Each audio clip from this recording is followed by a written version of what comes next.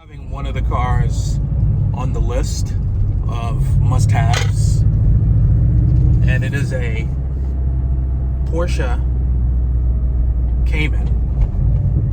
So the coupe, not the Boxster. Now this is the one with the 4-cylinder, and I've been very eager to drive the 4-cylinder cars.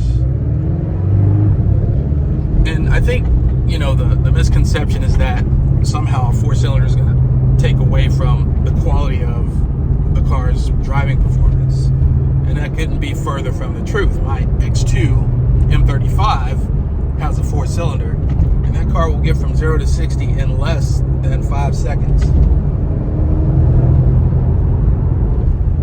So it makes sense that Porsche would be able to do a very similar thing with a 4-cylinder, if not better, especially in a car with such a small setup. This chassis is perfect, mid-engine,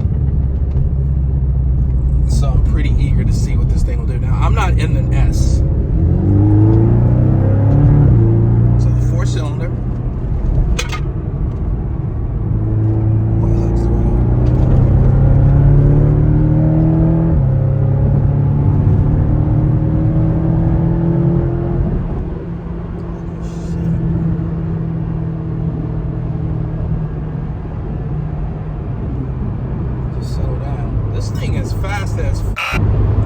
This thing's pretty fast.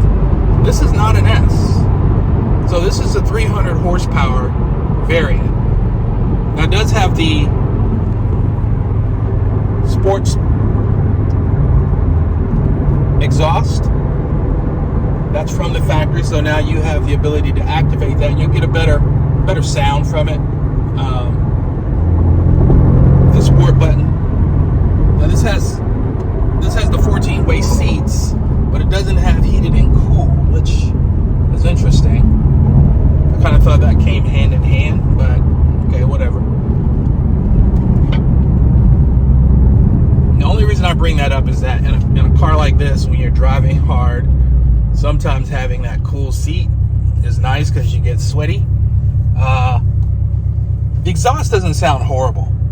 For it to be a 4-cylinder, everybody keeps talking about how it doesn't have that 6 naturally aspirated sound, that sort of raspy, throaty, exhaust note. And if you've driven a 911 or any of the, performance cars that came in the Boxster, you know that the naturally aspirated 6 cylinders are just a joy.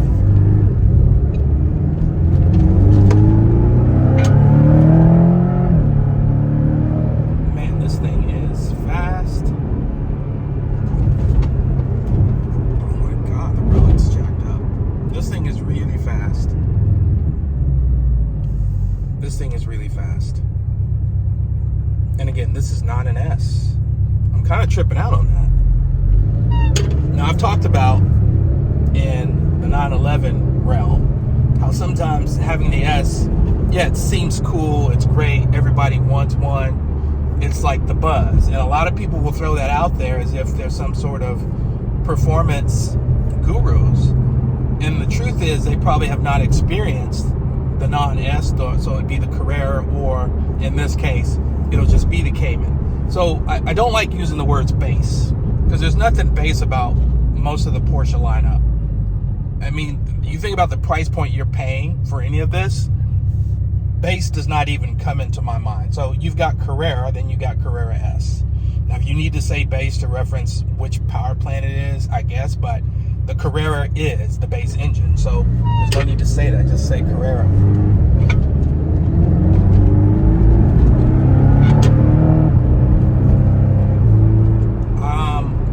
Now I know that sound is not nearly as beautiful a note as the 6-cylinder, but I've been driving that X2 M35 for, a couple of years, and I've come to appreciate a aggressive sounding exhaust on a high performance 4-cylinder, even with forced induction.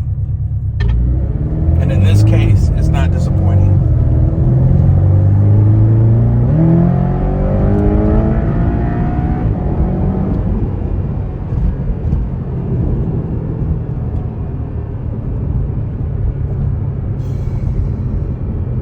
So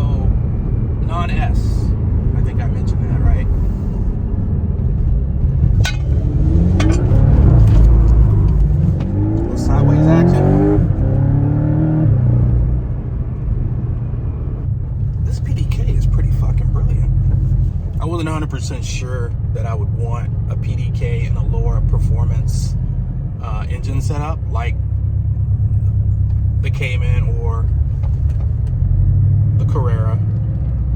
But after this little experience, I have to keep telling myself that this is just a Cayman. It's not the Cayman S, even though it has the exhaust on it. And the significance of that is that this thing really, really roams. So the previous generations of Cayman, the non-S ones, put out 260, somewhere in that. I'll have to look it up. But that was with a 6, and it just had a little bit more mid-range. This with the turbo, the difference maker here is that the turbo takes up or makes up for where you lose that low and mid-range in the normally aspirated 6-cylinder.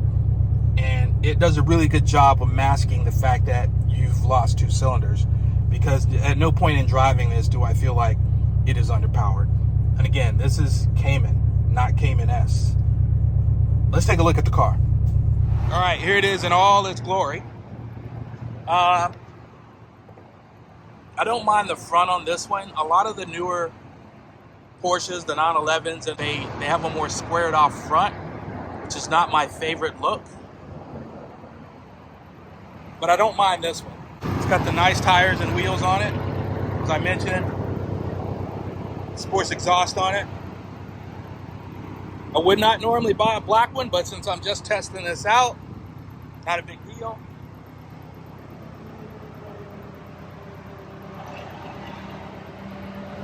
I love this. It's really nice. Just very well done, I must say. My aspiration to have an S or GTS variant of this car, I wonder how legitimate that need is. I mean, yeah, more power is great, but I feel like with the way that this car is currently set up, it's more than adequate. This will be great to daily as just a fun sports car, but if you want to get in the twisties with it, with this transmission, this PDK is brilliant. Yeah, it's not bad for it to be the non-S. I'm very impressed so far.